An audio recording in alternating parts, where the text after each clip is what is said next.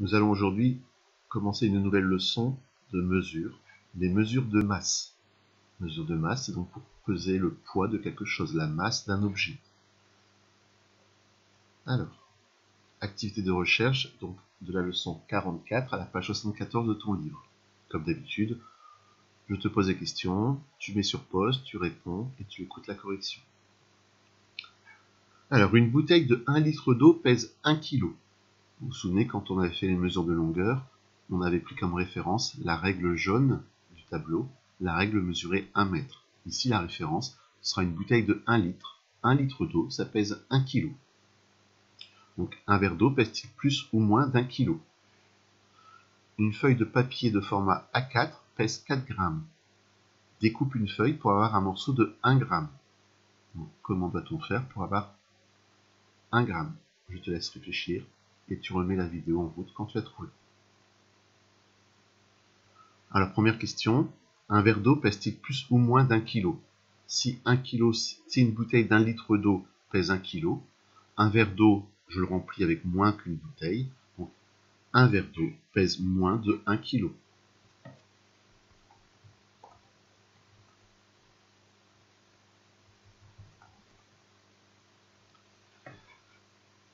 Si une feuille de format A4, c'est-à-dire une grande feuille, pèse 4 grammes, comment est-ce que je fais pour avoir un morceau de 1 gramme? Eh bien, ma feuille, je vais devoir la diviser en 4. Donc, si j'ai une feuille, pour avoir 1 gramme, eh bien cette feuille, je vais la couper en 4 parties. Et donc 1 gramme, c'est un morceau, donc puisqu'on a fait les fractions la semaine dernière, 1 gramme, c'est un quart d'une feuille. Ça, c'est 1 gramme.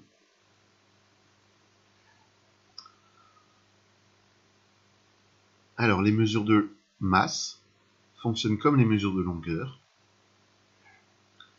avec un tableau où on retrouve donc l'unité de base, c'est le gramme. Donc tu vois, 1 gramme, tu vois une feuille que tu as coupée en 4, c'est 1 gramme. Si tu prends 10 morceaux de feuilles, tu auras 10 décigrammes. Tu te souviens, on avait les DM, les décimètres, et bien là, ce sont les décigrammes.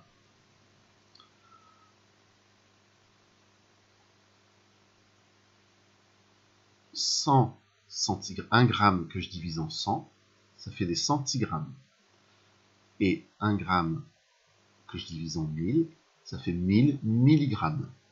Donc tu vois, 1 milligramme, c'est si tu prends ta feuille, ton morceau de feuille, et tu le coupes en 1000 petits morceaux. Donc ton petit carré de feuille, tu le coupes en 1000 et tu obtiens 1 milligramme. De l'autre côté, on a donc dit qu'une bouteille de 1 litre, c'était 1 kg. On a 10 hectogrammes. 1 litre, c'est égal à 10 hectogrammes. C'est aussi égal à 10 décagrammes. Et c'est égal à 1000 grammes. Une bouteille d'eau est donc 1 kg, est donc égal à 1000 grammes. On retrouve donc exactement le même tableau que pour les mesures de longueur. La seule différence, c'est qu'on va remplacer le M de mètre par le G de gramme. Kilogramme, hectogramme, décagramme, gramme, décigramme, centigramme, milligramme. Alors, question numéro 2. Sur la boîte de médicaments, Léa lit un cachet égale 500 mg. Donc, que signifie milligramme? On vient d'y répondre, donc je ne vais pas te faire rechercher. Milligramme, c'est 1 gramme qu'on a coupé en 1000. 1 gramme que j'ai coupé en 1000, j'obtiens des milligrammes. Donc, elle doit prendre 1 gramme de ce médicament. Combien de cachets doit-elle prendre? Je te laisse réfléchir. Donc, si un cachet pèse 500 mg, eh bien, pour avoir 1 gramme, il faut que je prenne 2 fois 500, donc il faut que je prenne 2 cachets. Donc, combien de cachets doit-elle prendre? Elle doit prendre 2 cachets. 2 fois 500 mg est égal à 1 gramme. Donc il existe d'autres unités de masse que le gramme ou le milligramme. On a donc le décigramme, le centigramme, le décagramme et l'hectogramme. Écris ces unités en lettres. Je te laisse les écrire. Et ensuite, tu vas devoir compléter les unités, les égalités qui sont en dessous. Donc tu as deux choses à faire, écrire les unités en lettres, et ensuite compléter les égalités. Alors on y va pour les unités en lettres, donc kilogramme, hectogramme, décagramme, gramme, décigramme, centigramme, milligramme. Donc voilà pour les unités écrites en lettres. Oh, j'ai oublié. Décigramme. Alors maintenant les unités, les égalités. 1 kg, on a dit que c'était égal à 1000 grammes. C'est compliqué d'écrire. 1 kg, ça fait 1000 grammes. 1 hectogramme, on voit que pour avoir des grammes, il faut que je rajoute 2 zéros. Donc 1 hectogramme, c'est 100 grammes. 1 décagramme, on voit qu'il est juste à côté du gramme. Donc 1 hectogramme, je vais rajouter 1 zéro dans la colonne des grammes pour avoir donc 10 grammes. 1 gramme, c'est 10 décigrammes. Pour avoir les centigrammes, je rajoute un zéro, donc c'est 100 centigrammes. Et on l'a dit tout à l'heure, 1 gramme, c'est égal à 1000 milligrammes. Milli, ça te fait penser à 1000. Tout comme centigramme, ça fait 100. Décigramme, ça fait 10. On continue avec l'exercice numéro 3. Léa pèse les objets contenus dans sa valise avant de partir en voyage en avion. Elle a donc des chaussures qui pèsent 600 grammes. Elle embarque des livres qui pèsent 1 kg et 600 grammes. Tous ses vêtements pèsent 3 kg 70 grammes. Et sa valise pèse 807 grammes. Quelle est la masse totale de ces objets? Ah non, c'est pas sa valise, pardon, c'est sa trousse de toilette. Parce que la valise vide pèse 3 kg 500 grammes. Quelle est la masse totale de la valise pleine? Donc tu as deux questions. Quelle est la masse totale de tous les objets? Combien ça pèse en tout? Et ensuite, si je mets tout ça dans une valise, combien pèsera la valise une fois qu'elle sera pleine? Je te laisse faire le calcul et tu remets sur la vidéo en route pour avoir le résultat. Alors, quand on va faire l'opération, on va se souvenir qu'il faut faire attention parce qu'il y a des unités différentes. Ici, on a des grammes. Ici, j'ai des kilogrammes et des grammes. Là, j'ai aussi des kilogrammes et des grammes. Et là, j'ai aussi des grammes.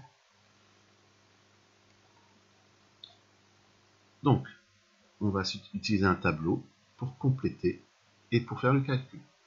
Donc, les chaussures pèsent 600 grammes. Donc, les chaussures pèsent 600 grammes. Les livres pèsent 1 kg 600 grammes. Donc 1 kg et 600 grammes encore une fois. Les vêtements pèsent 3 kg et 70 grammes. Donc je vais écrire 70 grammes, mais je ne vais surtout pas oublier de rajouter un zéro dans les hectogrammes. Et la trousse de toilette pèse 807 grammes. Je vais donc écrire 807 grammes pour la trousse de toilette. Alors ça fait combien au total? Donc dans les grammes, j'ajoute 7. Dans les décigrammes, 0 plus 0 plus 0 plus 7, ça fait 7. Dans les hectogrammes, 6 et 6, 12, 12 et 8, 20. Je vais donc poser le 0 et je vais retenir un petit 2 ici, enfin, même un grand 2. Donc 20 hectogrammes, c'est 0 hectogramme et 2 kg. Donc la retenue 2, plus 1, 3, et 3, 6. Donc l'ensemble des objets pèse 6077 grammes. Donc 6077 grammes.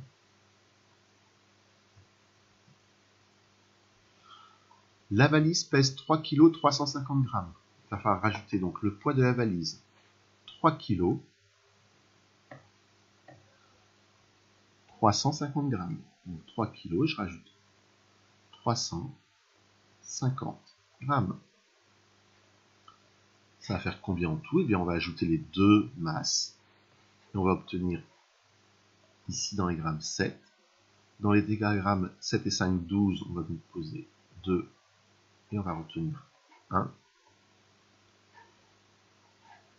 3 plus 1, 4.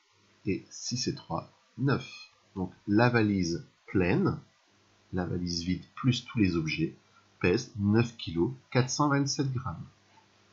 Ou 9427 grammes. Je peux dire 9427 grammes, mais je peux dire aussi 9 kg 427 grammes. Je te remontre le tableau. 9 kg, dans la colonne des kilos, 9 kg et 427 grammes. Ou alors 9427 grammes.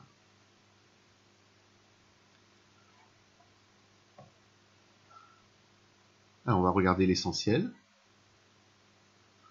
Donc, toujours ce qui est le plus important de se souvenir, c'est le tableau. C'est le même tableau que les unités de longueur, sauf qu'au lieu de mètres, on met grammes, et on retrouve les mêmes colonnes. Donc les plus petites, décigrammes, centigrammes, milligrammes, les plus grandes, kilogrammes, hectogrammes, décagrammes. Donc 1 kg, ça fait 1000 grammes, 1 hectogramme, c'est 100 grammes, 1 décagramme, c'est 10 grammes. 1 gramme, par contre, ça fait 10 décigrammes, 100 centigrammes ou 1000 milligrammes. On peut convertir. Par exemple, 3 hectogrammes. 1 hectogramme, je sais que c'est 100 grammes. Donc 3 hectogrammes, c'est 3 fois 100 grammes. 300 grammes. 3400 grammes, je sais que c'est 34 fois 100 grammes. Ça fait donc 34 grammes, hectogrammes. Mais je peux plutôt utiliser le tableau. Par exemple, si j'écris 135 grammes, je peux dire que c'est 13 décagrammes et 5 grammes. Si j'écris 245 centigrammes, je peux dire que c'est 2 grammes et 45 centigrammes. Moi, je te conseille plutôt de faire un tableau. D'ailleurs, un tableau, tu en as un dans ta pochette de mathématiques, tu peux l'utiliser.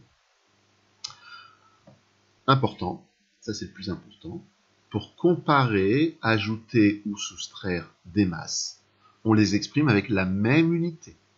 On se souvient que si on veut comparer, si on veut les ajouter, on doit avoir la même unité. Je ne peux pas faire des grammes plus des kilos. 1 gramme plus 1 kilo, ça ne fait pas 2 grammes. Ça ne fait pas 2 kilos.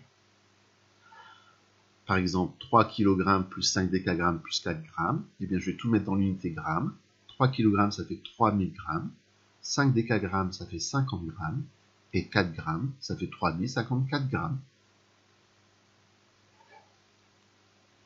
Donc voilà pour la leçon, ce qui n'est pas très compliqué, puisqu'on avait déjà fait les mesures de longueur, c'est exactement la même chose. Donc, je vais te donner des exercices à faire, et ensuite, tu pourras demander à tes parents la correction. C'est tout pour cette leçon.